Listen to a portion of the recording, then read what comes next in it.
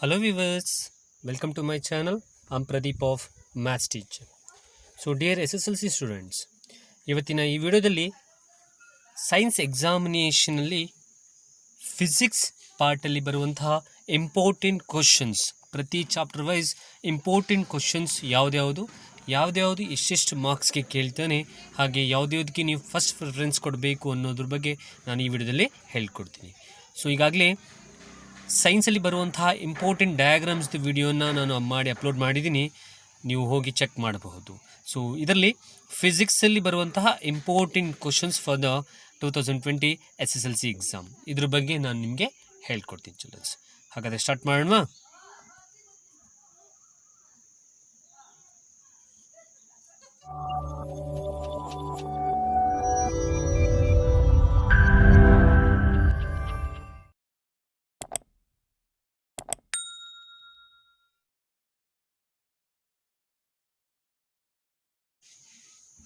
So ಹಾಗಾದರೆ physics ಅಲ್ಲಿ ಬರುವಂತಹ ಇಂಪಾರ್ಟೆಂಟ್ ಕ್ವಶನ್ಸ್ಗಳು ಯಾವ ಕ್ವಶನ್ ಎಷ್ಟೆಷ್ಟು ಮಾರ್ಕ್ಸ್ ಬರುತ್ತೆ, ಯಾವುದನ್ನು ಕಲಿಬೇಕು ಎಕ್ಸಾಮಿನೇಷನ್ಗೋಸ್ಕರ.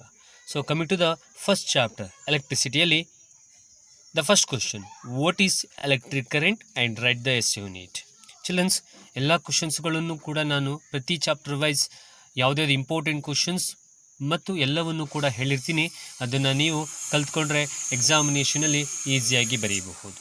Okay, so first question is what is electric current, write the S unit. 1 marks ಕೇಳಬಹುದು. What is electric circuit, write the S unit. The third question is what is electric charge, write the S unit. Also define 1 ampere. So 1 ಆಂಪಿಯರ್ನ important ಅಂತ ಹಾಕೊಳ್ಳಿ, because 1 ಮಾರ್ಕ್ಸ್ಗೆ ಅದನ್ನು ಕೇಳೋ chances ಇರುತ್ತೆ. Next question, what is electric potential and also write the S unit. And the next question, define potential difference as well as write the S unit. It's a important question childrens. Potential difference they can ask for 2 marks, 2 ಮಾರ್ಕ್ಸ್ಗೆ ಕೇಳ್ತಾರೆ. Very important question. ಅಕಸ್ಮಾತ್ potential difference ಕೇಳಿಲ್ಲ ಅಂದರೆ they can ask state Ohm's law and derive the formula mathematically. ಇದನ್ನು ಕೇಳಬಹುದು. Potential difference ಕೇಳಿದ್ರೆ Ohm's law ಕೇಳಲ್ಲ ಅನ್ನೋ ತರಹ ಇರುತ್ತೆ. ಸೊ ಎರಡನ್ನೂ ಕೂಡ ಕಲ್ತ್ಕೊಳ್ಳಿ. ಆ್ಯಂಡ್ ಓಮ್ಸ್ ಲಾದಲ್ಲಿ ಡಯಾಗ್ರಾಮ್ ಕೇಳ್ತಾರೆ. ಸೊ ಓಮ್ಸ್ ಲಾವನ್ನು ಹೇಳುವಂಥದ್ದು. ಸೊ ಅದೊಂದು ಡಯಾಗ್ರಾಮನ್ನು ಕೂಡ ನಾನು ಡಯಾಗ್ರಾಮ್ ಲಿಸ್ಟಲ್ಲಿ ಹೇಳಿದ್ದೀನಿ. ಸೊ ಅದನ್ನು ಕೂಡ ಕಲ್ತ್ಕೊಳ್ಳಿ. Write the symbols used in electric circuit. Symbols, so ಈಗಾಗಲೇ ನಾನು ಅದನ್ನು ವಿಡಿಯೋ ಮಾಡಿದ್ದೀನಿ. ಯಾವುದ್ಯಾವ್ದು ಇಂಪಾರ್ಟೆಂಟ್ ಡಯಾಗ್ರಾಮ್ಸ್ ಅನ್ನೋದನ್ನು ಅಲ್ಲಿ ಹೋಗಿ ಚೆಕ್ ಮಾಡಿದ್ರೆ ಯಾವುದ್ಯಾವ್ದು ಇಂಪಾರ್ಟೆಂಟ್ ಡಯಾಗ್ರಾಮ್ ಅನ್ನೋದು ಗೊತ್ತಾಗುತ್ತೆ. Next question, define resistance, define resistors, define rheostat. So 3 important questions, ಯಾವುದಾದ್ರೂ ಒಂದನ್ನು ಕೇಳುವ ಚಾನ್ಸಸ್ ಇರುತ್ತೆ. Next question, what are all the factors that the resistance of a conductor depends. Important question, compulsory ಕೇಳುವಂತಹ chances ಇದೆ 90%. So therefore ಕಲ್ತ್ಕೊಳ್ಳಿ. It depends upon the length of the wire, depend upon the temperature, area of a cross section. So it's a important question childrens. So ನೀಟಾಗಿ ಕಲ್ತ್ಕೊಳ್ಳಿ. Next, very important, give reasons for the following questions. Reasons childrens, ನಾನಿಲ್ಲಿ 4 questions ಹೇಳಿರ್ತೀನಿ. Out of these 4 ನಿಮಗೆ 2 ಕ್ವಶನ್ನ ಕೇಳುವಂತಹ chance ಇರುತ್ತೆ. Physics ಪಾರ್ಟಲ್ಲಿ 1 give reasons ಇದ್ದೇ ಇರುತ್ತೆ childrens. The first question, why tungsten is used almost exclusively for a filament of electric lamp. Second question, a wire of resistivity is stretched to 3 times its length. What will be its new resistivity? ಹಾಗೆ why do we use copper and aluminum wires for a transmission of electric current? And why are the coils of electric toasters and electric irons made of an alloy rather than a pure metal? Children, out of this 4 question, first question ಮತ್ತು 4ನೇ ಕ್ವಶನ್ನು A ಮತ್ತು D ತುಂಬ important ಅಂತ question. So chances ಜಾಸ್ತಿ ಇರುತ್ತೆ ಈ 2 ಕ್ವಶನನ್ನು ಕೇಳೋದ್ರಲ್ಲಿ. Okay, next question, write the diagrams ಬಗ್ಗೆ ನಾನು ಇಲ್ಲಿ ಮಾತಾಡೋಕ್ಕೆ ಹೋಗಲ್ಲ, ಬಿಕಾಸ್ ಡಯಾಗ್ರಾಮ್ಸ್ ಯಾವುದಾದ್ರು ಇಂಪಾರ್ಟೆಂಟ್ ಅನ್ನೋದನ್ನು ಈಗಾಗಲೇ ನಾನು ಒಂದು ವಿಡಿಯೋ ಮಾಡಿ ಹೇಳಿದ್ದೀನಿ. So Write the advantages of a parallel circuit over series circuit. It's also an important question.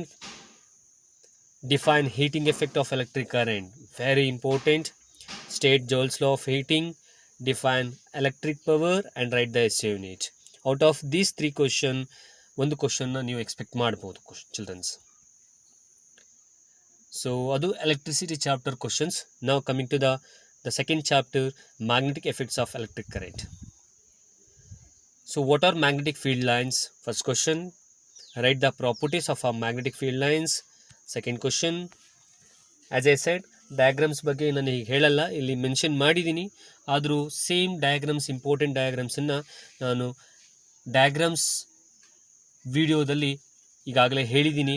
You can go and check the video. So next 3 questions or next 4 questions are important diagrams list. And next question is, state a right hand thumb rule. State Fleming's right hand thumb rule.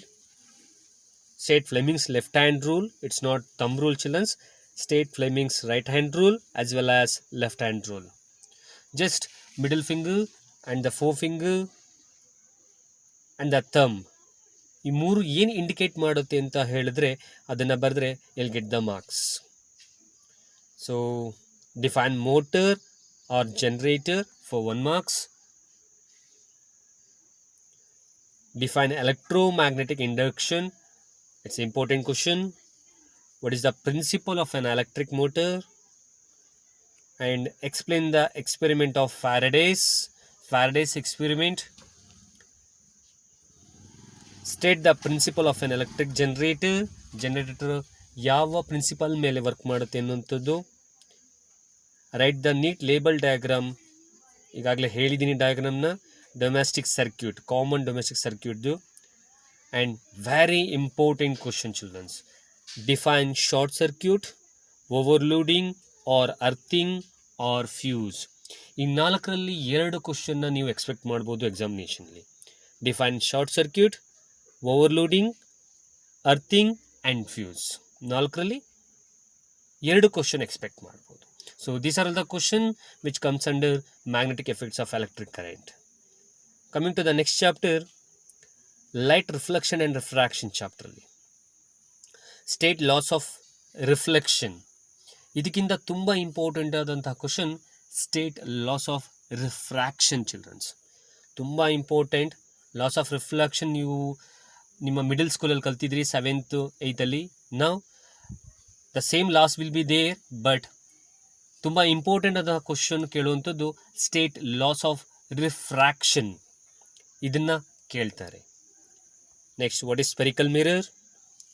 And next, define the following. ಯಾವುದ್ಯಾವುದು? Pole, centre of curvature, radius of curvature, principal axis, principal focus, focal length and aperture. Dear children, out of these definition you can expect 2 questions. 2 ಕ್ವಶನ್ನ ನೀವು expect ಮಾಡ್ಬೋದು ನಿಮ್ಮ ಎಕ್ಸಾಮಿನೇಷನಲ್ಲಿ. So ಎಲ್ಲವನ್ನು ಕೂಡ ಕಲ್ತ್ಕೊಳ್ಳಿ. 2 questions ಬಂದರೆ ನೀವು ಈಸಿಯಾಗಿ ಬರೀಬಹುದು. Okay, next is image formations. As I said, ವಿಡಿಯೋದಲ್ಲಿ ಅಪ್ಲೋಡ್ ಮಾಡಿದ್ದೀನಿ, you can go and check. Next, define refraction of light. Draw the neat label diagram of refraction of light through a rectangular glass slab. It's also an important diagram. Now, as I said in the first, state the laws of refraction of light. Very important. Also ಅದರಲ್ಲೇ ಸ್ನೆಲ್ಸ್ ಲಾ ಬರುತ್ತೆ, ಅದು ಕೂಡ 1 marks ಕೇಳ್ಬೋದು. ಇದು 2 marks ಕೇಳ್ತಾರೆ. State laws of refraction. Image formation in convex and concave lens as well as image formation in convex and concave mirror. Next is define power of a lens and write the essay in it. Children, 2 question ಇರುತ್ತೆ. Power ಅನ್ನೋದ್ರಲ್ಲೇ electricity chapter ಮೇಲೆ ಒಂದು power ಇರುತ್ತೆ question. And define power of a lens, light reflection ಮೇಲೆ ಒಂದು question ಇದೆ. Just ಕ್ವಶನ್ನ ನೀಟಾಗಿ ಅರ್ಥ ಮಾಡ್ಕೊಳ್ಳಿ. If suppose define power of a lens ಅಂತ ಕೇಳಿದ್ರೆ you need to write down the answers. Power of a ಲೆನ್ಸ್ದು ಏನು ಆನ್ಸರ್ ಇರುತ್ತೆ. Okay, so you need to write the SI unit also. Dioptre. Okay, next is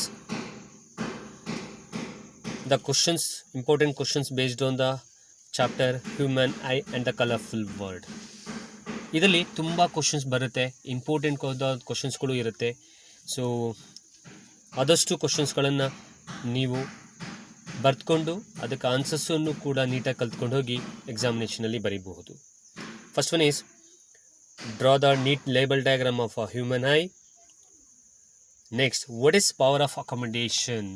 children's, power of ಅಕಾಮಡೇಷನ್ನ 1 ಮಾರ್ಕ್ಸ್ಗೂ ಕೇಳ್ಬೋದು ಅಥವಾ 3 ಮಾರ್ಕ್ಸ್ಗೂ ಕೂಡ ಕೇಳ್ಬೋದು.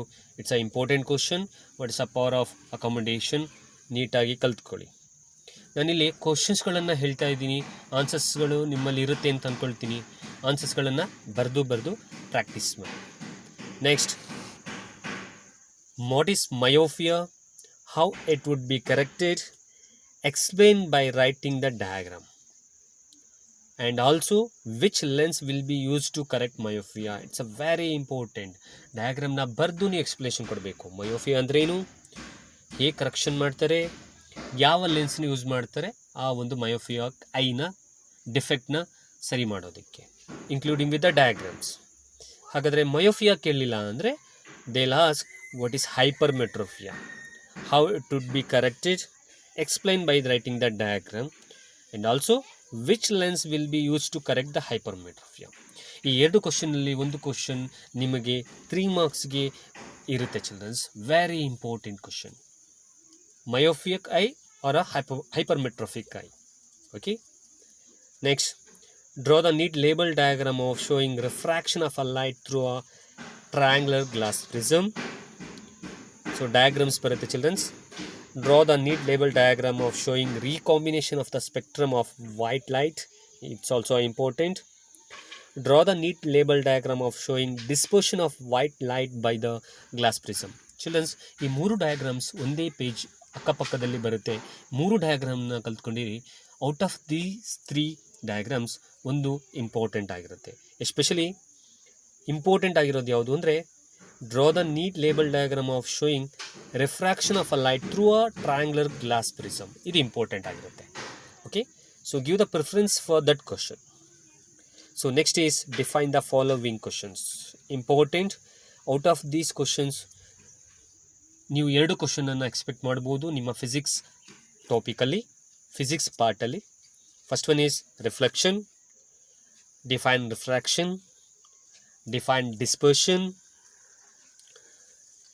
What is atmospheric refraction? It's also important question, childrens. Define scattering of light. It's also important. ನಾನು ಎಲ್ಲೆಲ್ಲಿ important ಅಂತ ಹೇಳಿರ್ತೀನಿ ಅದಕ್ಕೆಲ್ಲವೂ ಕೂಡ ನೀವು ಜಾಸ್ತಿ ಪ್ರಿಫರೆನ್ಸ್ ಕೊಡಬೇಕು ಚಿಲ್ಡ್ರನ್ಸ್, ಬಿಕಾಸ್ ಎಕ್ಸಾಮಿನೇಷನಲ್ಲಿ ಕೇಳುವಂಥ ಚಾನ್ಸಸ್ ಜಾಸ್ತಿ ಇರುತ್ತೆ. Next, Tyndall effect or Tyndall effect. Out of these definitions 2 ಡೆಫಿನೇಷನ್ಸ್ನ ನೀವು ಎಕ್ಸ್ಪೆಕ್ಟ್ ಮಾಡ್ಬೋದು ನಿಮ್ಮ ಎಕ್ಸಾಮಿನೇಷನಲ್ಲಿ ಚಿಲ್ಡ್ರನ್ಸ್. ಸೊ ಬರಬಹುದು, ಒಂದಾದರೂ ಕೇಳಬಹುದು, ಬಟ್ ಕಲ್ತ್ಕೊಂಡಿರಿ. ಎಲ್ಲವನ್ನೂ ಕೂಡ ಕಲ್ತಿದ್ರೆ ಆ ಕ್ವಶನ್ಸ್ ಬೇಸ್ಡ್ ನಿಮಗೆ ಯಾವುದೇ ಟಾಪಿಕ್ಸ್ಗಳು ಕೊಟ್ಟರು ನೀವು ಅದ್ರ ಬೇಸ್ ಮೇಲೆ ಬರೆದ್ರೆ ನಿಮಗೆ ಮಾರ್ಕ್ಸ್ ಅಂತೂ ಸಿಗುತ್ತೆ. So next is why do star twinkle? And very important question, why is the colour of the clear sky is blue? Very important childrens. And why is sky look black for astronauts? 1 marks ಕೇಳೋ chances ಇರುತ್ತೆ. Important childrens. Why do star ಟ್ವಿಂಕಲಿಂದ ಹಿಡಿದು last ಕ್ವಶನ್ವರೆಗೂ ತುಂಬ important. Why the sky look black for astronauts? As a side, ಈ ಚಾಪ್ಟರ್ಲಿ ಕೆಲವೊಂದು ಕ್ವಶನ್ಸ್ಗಳು important ಆಗಿರುತ್ತೆ, ಜಾಸ್ತಿ ಕೇಳೋ ಚಾನ್ಸಸ್ಸು ಇರುತ್ತೆ. ಹಾಗಾಗಿ ಎಲ್ಲವನ್ನು ಕೂಡ ಕಲ್ತ್ಕೊಳ್ಳಿ. ಹಾಗೆ ಒಂದು ಕ್ವಶನ್ ಇಲ್ಲಿ ನಾನು ಮೆನ್ಷನ್ ಮಾಡಿಲ್ಲ. ಆ ಕ್ವಶನ್ ಯಾವುದು ಅಂದರೆ, how rainbow is formed? It's also a very important. Childrens, ಎಲ್ಲವನ್ನೂ ಇಂಪಾರ್ಟೆಂಟ್ ಅಂತ ಹೇಳ್ತಿದ್ದೀನಿ ಅಂದರೆ ಎಲ್ಲವೂ ಬರುತ್ತೆ ಅಂತ ನೀವು ಕೇಳೋದಾದರೆ, ಇಂಪಾರ್ಟೆಂಟ್ ಅಂತ ನಾವು ಯಾವುದು ಹೇಳ್ತೀವಿ ಅದಕ್ಕೆ ನೀವು ಪ್ರಿಫರೆನ್ಸ್ ಕೊಟ್ಟು ಕಲಿತ್ರೆ ಅದರೊಳಗೆ ಕೆಲವೊಂದು ಕ್ವಶನ್ಸ್ಗಳು ನಿಮಗೆ ನೀವು ಎಕ್ಸಾಮಿನೇಷನ್ ಎಕ್ಸ್ಪೆಕ್ಟ್ ಮಾಡ್ಬೋದು ಚಿಲ್ಡ್ರನ್ಸ್. ಹಾಗಾಗಿ ಎಲ್ಲವನ್ನು ಕೂಡ ಕಲ್ತ್ಕೊಳ್ಳಿ ಅನ್ನೋದನ್ನು ನಾನು ಹೇಳ್ತೀನಿ. ರೈಟ್? ಸೊ ಇಷ್ಟು physics important questions for your SSLC examination. So ನಿಮ್ಗೆ ಏನಾದರೂ ಡೌಟ್ಸ್ಗಳಿದ್ದರೆ ನೀವು ಕಮೆಂಟ್ ಬಾಕ್ಸ್ನಲ್ಲಿ ತಿಳಿಸ್ಕೊಟ್ರೆ ಖಂಡಿತವಾಗ್ಲೂ ಆ ಡೌಟ್ಸ್ನ ನಾನು ಕ್ಲಾರಿಫೈ ಮಾಡಿಕೊಡ್ತೀನಿ. ಸೊ ನೆಕ್ಸ್ಟ್ ಪಾರ್ಟಲ್ಲಿ chemistry and biology important questions as well as ಟಾಪಿಕ್ಸ್ನ ನಾನು ಅಪ್ಲೋಡ್ ಮಾಡ್ತೀನಿ. ಈಗಾಗಲೇ ನಾನು all the diagrams, very important science ಡಯಾಗ್ರಾಮ್ನ ಪಾರ್ಟ್ 1ಅಲ್ಲಿ ಪಾರ್ಟ್ 2ಅಲ್ಲಿ ವಿಡಿಯೋನ ಅಪ್ಲೋಡ್ ಮಾಡಿದ್ದೀನಿ. ನನ್ನ ಯೂಟ್ಯೂಬ್ ಚಾನಲಲ್ಲಿ ನೀವು ಹೋಗಿ ಚೆಕ್ ಮಾಡ್ಬೋದು. VGT ಅಕಾಡೆಮಿ ಅಂತ ಟೈಪ್ ಮಾಡಿದ್ರೆ ಯೂಟ್ಯೂಬಲ್ಲಿ ನಿಮಗೆ ಅದು ಸಿಗುತ್ತೆ. ಅದರಲ್ಲಿ ಸೈನ್ಸ್ ಪಾಸಿಂಗ್ ಪ್ಯಾಕೇಜ್ ಅಂತ ಹಾಕಿ ಪಾರ್ಟ್ 2ಅಲ್ಲಿ ಡಯಾಗ್ರಾಮ್ಸ್ ಲಿಸ್ಟನ್ನು ಕೊಟ್ಟಿದ್ದೀನಿ. ಸೊ ಆ ಡಯಾಗ್ರಾಮ್ಸ್ ಎಲ್ಲವನ್ನು ಬರೆದಿಟ್ಕೊಳ್ಳಿ. ಮಿನಿಮಮ್ 15 to 16 ಮಾರ್ಕ್ಸ್ ಡಯಾಗ್ರಾಮ್ಸಿಂದ ಬರಬಹುದು. ಕ್ಲಿಯರ್? ಸೊ ಇದು ಫಿಸಿಕ್ಸಲ್ಲಿ ಬರುವಂತಹ important questions as well as topics. Next ವಿಡಿಯೋದಲ್ಲಿ ನಾನು ಕೆಮಿಸ್ಟ್ರಿ ಮತ್ತು ಬಯಾಲಜಿ ಕ್ವಶನ್ಸ್ಗಳನ್ನು ಅಪ್ಲೋಡ್ ಮಾಡ್ತೀನಿ. ಸೊ ಯಾವುದೇ ಡೌಟ್ಸ್ ಇದ್ದರೆ ಕಮೆಂಟ್ ಬಾಕ್ಸ್ನಲ್ಲಿ ನೀವು ತಿಳಿಸ್ಕೊಡ್ಬೋದು. And thank you.